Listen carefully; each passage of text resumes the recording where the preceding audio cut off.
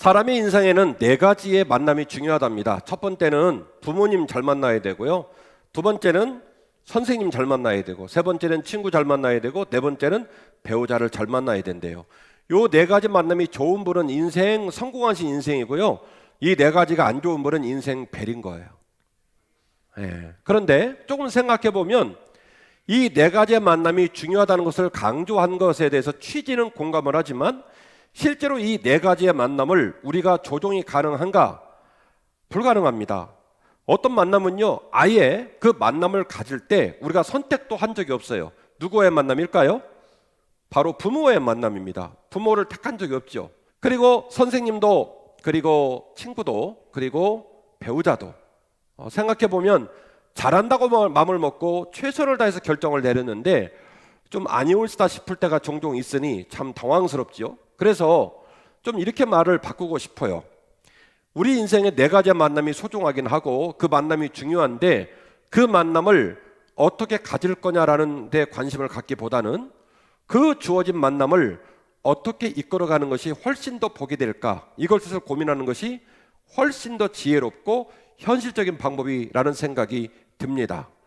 부모와 자녀의 관계가 좋아지고, 선생님과 학생의 관계가 좋아지고, 친구와 친구의 관계가 좋아지고, 배우자와 배우자 관계가 좋아지고, 특별히 우리는 주 안에 만났으니까 목회자와 성도의 사이가 좋아지는 그런 은혜의 시간들이 우리에게 주어지기를 주의 이름으로 축원합니다. 오늘 말씀은 이런 맥락 속에서 장시간의 코로나19를 끝내고 출구를 꿈꾸면서 오늘 이후로 한빛교회 담임 목사와 성도들은 어떻게 관계를 맺어야 될까? 기본적인 원리를 뭘까? 답이 뭘까를 같이 묵상하고 이 일에 관하여 공감이 되면, 깨달아지면 뼈에 새기고 돌판에 새기고 마음에 결심을 해서 우리 교회가 좀 더 굳세고 강건하게 건강하게 관계를 맺고 더 나아가 다른 모든 이들에게 이 복음을 증거하고 그렇게 끊임없이 부흥하는 한빛교회가 되기를 주의 이름으로 축원합니다. 첫 번째, 그래서 오늘 설교 제목은 뭐냐면 같이 하겠습니다. 신앙생활의 길라잡이. 신앙생활 길라잡이. 길라잡이란 말은 안내자, 안내서, 매뉴얼 이런 뜻이에요. 길라잡이. 신앙생활 길라잡이. 신앙생활의 매뉴얼을 오늘 생각을 해보자라는 얘기입니다. 첫 번째 나누고 싶은 얘기는 신앙생활의 기본 원리가 있더라는 거예요. 뭐라고요? 신앙생활의 기본 원리. 건물을 지었을 때 그 건물을 지탱하는 가장 힘을 주는 바닥 기본 원리. 그 기본 원리가 있는데 신앙생활의 기본 원리는 이거예요. 신앙적인 만남은 오직 사랑을 위한 만남입니다. 같이 하실까요?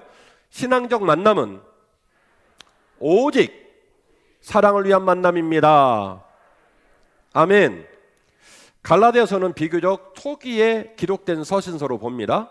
학자들에 따라서는 1차 전도여행을 마치고 썼다, 3차 전도여행을 마치고 썼다, 말이 많지만 위치로 따지면 어디냐면 터키의 중앙부에서 동쪽과 북쪽으로 길게 이어져 있는 이렇게 띠를 이루고 있는 지역을 갈라디아 지역으로 얘기를 해요. 그래서 갈라디아서는 특정 교회에게 주신 말씀이 아니라 갈라디아 지역에 있는 교회에게 주신 말씀입니다. 사도 바울이 제1차, 2차, 3차 전도여행을 지내면서 뜻밖의 얘기를 듣게 돼요. 갈라디아 교회는 특징이 있었습니다. 예컨대 고린도나 빌립보나 에베소 같은 경우에는 유대계 기독교인과 그리고 이방인 기독교인들하고 갈등하고 그런 문제들이 있었는데 갈라디아 지역에 있는 교회들은 유독 이방인들이 많았습니다. 그리고 나중에 사도 바울이 듣게 된 얘기는 뜻밖의 얘기를 듣게 되는데 거기에 거짓 교사들이 들어가서 거짓 교사들이 이렇게 가르치고 있다는 거예요. 율법이 아니면 구원을 얻을 수 없다. 더 나아가 할례를 받지 않으면 구원을 받을 수 없다. 이런 얘기를 해서 교회가 대단히 절치부심하고 어려워진 이야기를 듣고 가슴 아픈 마음으로 갈라디아 교회를 회복시키기 위해 쓴 책이 갈라디아서라는 책입니다. 총 6장으로 되어 있고 5장까지 내용은 이런 내용이에요. 율법과 복음의 관계를 얘기했고, 그리고 그 복음의 이 구심점이 되는 예수 그리스도, 율법을 초월하고 복음으로 모든 백성을 회복시키는 예수 그리스도에 관한 얘기를 5장까지 기록을 하고 6장은 그 예수 그리스도를 붙들고 그 복음 붙들고 교회를 온전히 세우려는 권면을 주면서 그 나아가는 과정 속에 성도와 성도가 어떻게 관계를 맺어야 되고 성도와 목회자가 어떻게 관계를 맺어야 되는지 실천적인 얘기를 6장에 담아내고 있고, 오늘 우리는 6장 6절부터 말씀을 함께 보았습니다. 자, 6장 9절 말씀이 이렇게 기록되어 있네요. 우리가 선을 행하되 낙심하지 말지니 포기하지 아니하면 때가 이름에 거두리라. 그러므로 우리는 기회 있는 대로 모든 이에게 착한 일을 하되 더욱 믿음의 가정들에게 할 것이니라. 아멘. 자, 이 두 절의 말씀을 세 등분하면 이렇게 되는 거예요. 첫 번째는 선을 행하라. 성경에 여러분 너무나 많은 얘기를 읽으셨을 거예요. 선으로 악을 이기라, 항상 기뻐하라, 쉬지 말고 기도하라, 범사에 감사하라. 이것이 그리스도 예수 안에 있는 하나님 아버지의 뜻이다. 그리고 너희들은 할 수 있거든 선을 행하고 선을 따르고 선으로 악을 이기라고 말씀을 하셨어요. 복이 있는 사람은 악인들의 꾀를 따르지 않고 죄인들에게 서지 않고 교만한 자리에 앉지 않고 오직 주의 율법을 주야로 묵상하며 겸손하며 진중하게 주님을 섬기는 귀한 삶, 시편 1편에서 기록을 하고 있습니다. 너희는 항상 선을 행하는 모습으로 살라는 거예요. 그리고 그 과정에, 그 선을 행하는 과정에 절대로 포기하거나 중간에 그만두지 말라는 거예요. 포기하지 않으면, 믿고 신뢰하고 기다리면 반드시 뜻을 이룰 것이기 때문에 선을 행하다 보면 바보가 된다고 생각할 수 있습니다. 밀렸다고 생각할 수 있습니다. 가치가 없다고 생각할 수 있습니다. 그러나 그러지 말고 선을 행하되 뚝심을 가지고 인내함으로 포기하지 말고 선을 행할 것이며, 마지막 세 번째로는 그것을 행하되 더욱 믿음의 가정들에게 먼저 행하라고 하는 것이 오늘 본문의 권면입니다. 신앙생활의 기본 원리는 오직 신앙 안에 주어진 만남이 사랑을 위한 만남이라는 걸 기억해야 한다는 거예요. 인류는요, 인류의 역사 가운데 인류가 인류답게 살 수 있는 길을 단 하나의 단어에서 찾았습니다. 그게 바로 뭐냐면 사랑이에요. 노래도 제일 많이 나오는 게 사랑입니다. 시집에도 제일 많이 나오는 게 사랑입니다. 철학가들의 담론, 동양 철학가가 됐던 서양 철학가가 됐던 그 모든 사람들의 표현 방식은 다르지만 내나 결론을 뭘로 맺고 있냐면 궁극적 사랑으로 맺고 있습니다. 더 나아가 성경 66권을 꽉 짜내면 단어가 하나 나오죠. 그 단어가 뭐예요? 사랑이라는 단어예요. 그리고 그 사랑이라는 단어를 두 개로 표현한다면 하늘에 계신 하나님을 네 몸과 마음과 뜻과 정성을 다해 사랑하는 것, 그리고 내 이웃을 내 몸과 같이 사랑하는 것, 이것 외에 다른 고귀한 법이 없습니다. 그러니까 성경의 가르침이 사랑이란 말이에요. 특별히 주 안에 만난 신앙인들의 삶은 사랑하는 존재이고 사랑을 위하여 만나셨다는 것을 반드시 잊으시면 안 됩니다. 베드로전서 4장 7절, 만물의 마지막에 가까이 왔으니 그러므로 너희는 정신을 차리고 근신하여 기도하라. 무엇보다도 뜨겁게 사랑할지니 사랑은 허다한 죄를 덮느니라. 만물의 마지막에 가까웠으니 그러므로 너희는 정신 차리고 근신하여 깨어 기도하라고 오늘 본문의 말씀 선행구절인 7절 말씀이 이야기를 했습니다. 그러면 후행구절은 선행구절에 관한 지침에 관한 얘기가 나오겠죠. 앞에서 명령을 했으니까, 만물의 마지막 종말의 때가 가까이 왔으니까 너희는 정신을 차리고 근신하여 깨어 기도하라고 명령을 했으니까 후행구절은 선행구절에 대한 지침이 나올 겁니다. 근데 후행구절에 이런 글이 기록되어 있는 거예요. 무엇보다도 서로 뜨겁게 사랑할지니 사랑은 허다한 죄를 덮느니라. 무슨 말일까요? 너희들의 삶 가운데서, 일상의 삶 가운데서 가족과 함께 지내거나 교우관계를 함께 지내거나 모든 삶의 자리에서 너희들이 사랑하고 그 사랑으로 말미암아 허다한 죄를 덮고 사는 일이 말세 지말에 기도하는 삶, 말세 지말에 깨어있는 삶, 말세 지말에 정신을 차려 하나님 마음을 헤아리는 고결한 삶이 그곳에 담긴다는 거예요. 어떻게 하는 삶이요? 사랑으로 허다한 죄를 덮는 삶이. 여러분, 사랑이 허다한 죄를 덮는다는 말이 여러분에게 어떻게 이해가 되셨나 모르겠어요. 살다 보면 무지하게 나쁜 죄인을 만날 거다, 이 말인 것 같습니까? 아니에요. 허다하는 말은 중의적인 표현인데 허다하다라는 말은 무슨 얘기예요? 일상적이다, 이 말이에요. 그 죄가 너로부터 시작될 수도 있고 그 죄가 남으로부터 시작될 수도 있고, 혹은 나나 네가 의도한 바는 아니지만 삶의 자리가 죄인이다 보니까 실수하고 허물이 많고 거짓말하고 하는 과정으로 어쩔 수 없이 느닷없이 봉착하게 되어진 죄도 있다는 거예요. 이 모든 죄를 통틀어서 뭐라고 표현하고 있냐면 허다한 죄라고 표현하는 겁니다. 살다가 무지막지한 죄를 만난다 이 말이 아니에요. 네 안에 네 마음과 네 언어와 네 삶의 자리에 너도 모르는 죄가 있을 수 있다. 네가 만나는 배우자나 자식이나 또 다른 사람에게서 너를 아프게 하는 죄를 만날 수도 있다. 혹은 네가 규칙을 갖고 있지 않고 남이 규칙을 갖고 있지 않다 할지라도 어쩔 수 없이 죄 중에 거할 때도 있다. 그런데 이 모든 것들을 회복시키고 치료하는 마스터키가 있는데 바로 뭐냐면 사랑이라는 거예요. 풀어서 말씀을 드리겠습니다. 만물의 마지막 때가 가까웠으니 그러므로 너희는 정신을 차리고 근신하여 깨어 기도할진대. 근신하여 깨어 기도하는 것에 대한 구체적인 내용이 뭐냐면 사랑으로 말미암아 허다한 죄를 덮으면서 살아가는 거예요. 할렐루야. 이 사랑으로 허다한 죄를 덮어가는 귀한 삶이 여러분들에게 있기를 주의 이름으로 축원합니다. 하나님, 신앙생활 길라잡이의 기본 원리가 신앙의 만남은 오직 사랑을 위한 만남이라는데 오늘 이후로 이 사랑에 순종하게 하시고 이 사랑을 붙들게 하시고 이 사랑으로 풀어가게 하옵소서. 우리의 기도 제목이 되시기를 주의 이름으로 축원합니다. 두 번째로, 그렇다면 기본 원리가 신앙적 만남은 사랑을 위한 만남이라는데 그러면 어떻게 사랑할 것인가? 실행 원리가 있겠습니다. 기본 원리가 있고 실행 원리가 있죠. 그 기본 원리를 실행시키는 실행 원리가 있을 거라는 거예요. 이 실행 원리는 뭐냐면 타자를 존중하고 사랑하면 만사가 부드럽게 풀어진다는 실행 원리입니다. 쉽게 말씀드리면 타자를 존중하라는 거예요. 다른 사람을 존중하라는 거예요. 마태복음 5장 14절입니다. 너희는 세상의 빛이라. 산 위에 있는 동네가 숨겨지지 못할 것이요 사람이 등불을 켜서 말 아래 두지 아니하고 등경 위에 두나니 이러므로 집안 모든 사람에게 비추느니라. 이같이 너희 빛이 사람 앞에 비치게 하여 그들로 너희 착한 행실을 보고 하늘에 계신 너희 아버지께 영광을 돌리게 하라. 아멘. 자, 기독교인들에게, 비기독교인들에게 묻습니다. 기독교인에게 주어지는 가장 큰 가치가 뭡니까? 라고 묻는다면 모든 사람이 뭐라고 대답하냐면 빛과 소금 되어 사는 겁니다. 이건 누구도 아냐면요, 스님도 알아요. 기독교인이라면 본디 기독교인이라면 빛과 소금이 되어 살아야 된다라는 것을 다 알아요.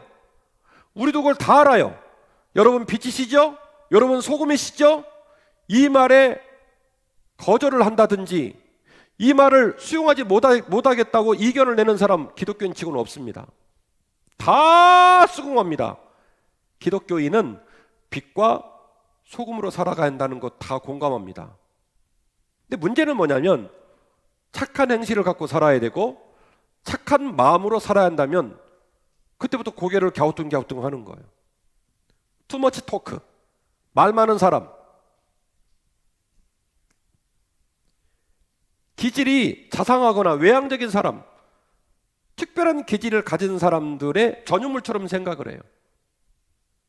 그런데 여러분, 인간은 빛이 될 수도 없고 소금이 될 수도 없습니다. 이른바 중의적 표현이고 비유적 표현입니다. 어떻게 사람이 빛이 되고 어떻게 사람이 소금이 되겠습니까? 내가 너희를 세상에 빛과 소금으로 보냈다는 말은 실제로 소금 되라는 말이 아니고 실제 빛 되라는 말이 아니라 너의 삶이 마치 소금처럼, 너의 삶이 마치 빛처럼 빛나야 된다는 얘기를 하는 겁니다.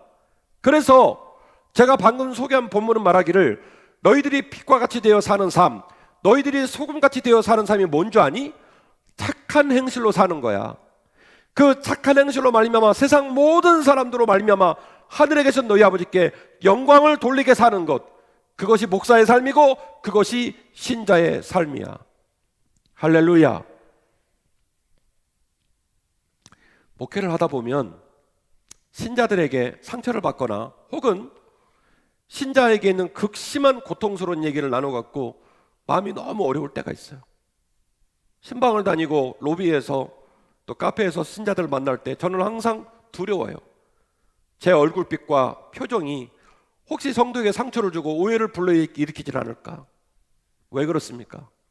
사람이 말하지 않아도 눈빛 하나로, 얼굴 표정으로 상대방의 메시지를 증거하거든요. 나는 당신이 경멸스러워, 당신 싫어, 꼴보기 싫어. 그걸 말을 해야 합니까? 얼굴만 보고도 알아요. 우리가 일상의 삶을 살아가면서 얼마나 많이 오해를 받고 얼마나 많이 억울하고 얼마나 많이 상처를 받습니까? 우리가 살면서 편안하게 살고 싶고 행복하고 싶은 것이 모든 사람의 열망 아니겠습니까? 그런데 내가 행복하기 위하여 내 모든 말이 다른 사람들에게 관철이 되고 내 모든 뜻들이 프리패스로 다른 사람들에게 용인이 되고 내 하고 싶은 일을 하고 싶다라는 생각은 유치원이나 어린이집에 있는 어린아이들 생각이에요. 자기 애에 빠져 자기만을 사랑하고 자기가 편한 것이 행복하다고 생각하는데요, 이 자리에서 말씀을 드립니다.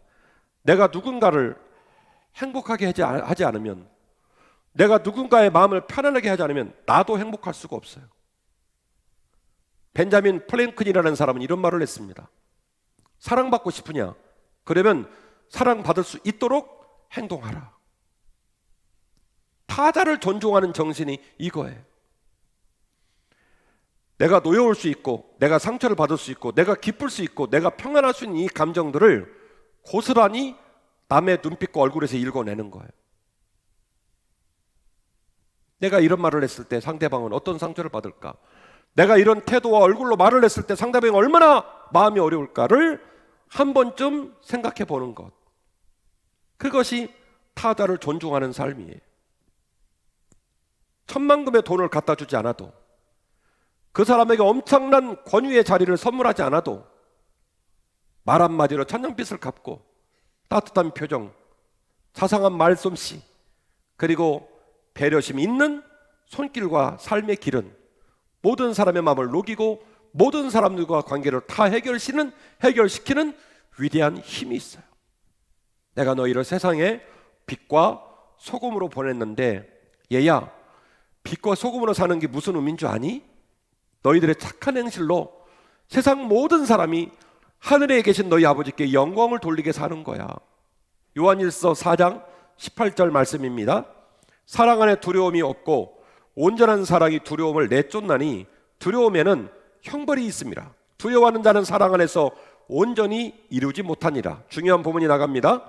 우리가 사랑함은 그가 먼저 우리를 사랑하셨습니다.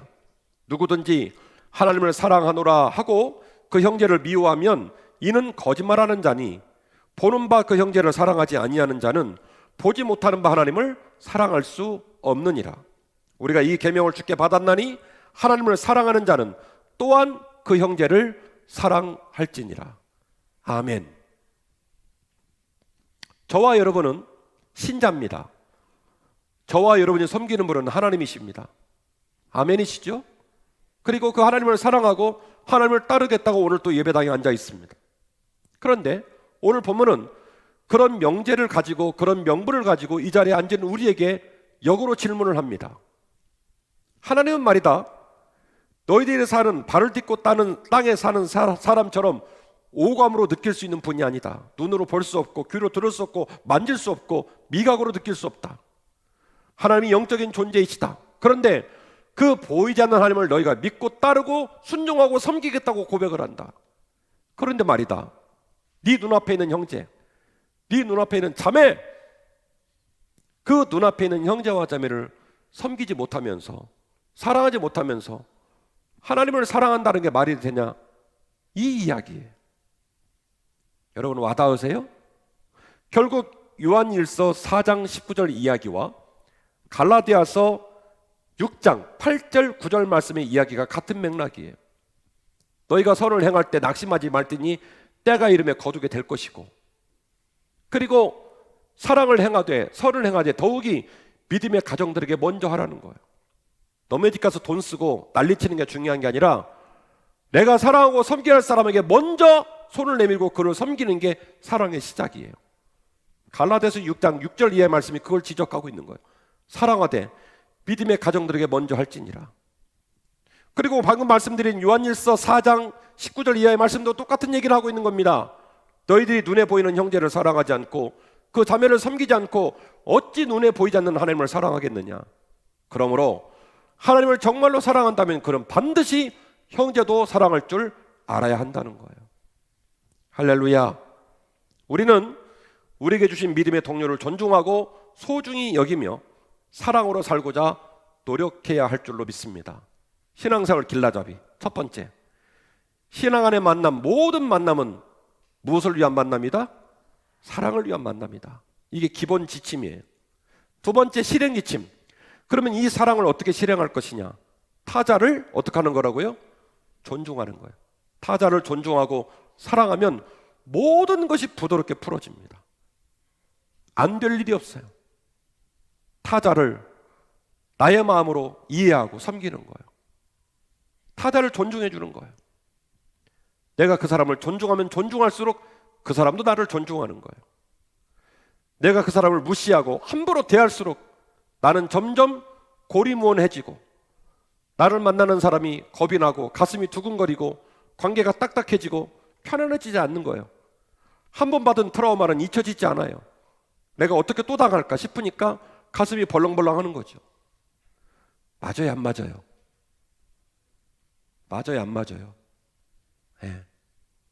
여러분 이름 석자가, 여러분이 얼굴이 자다가도 떠오르면 미소가 되는 얼굴이기를 주의 이름으로 축원합니다. 오늘의 마지막 말씀이네요.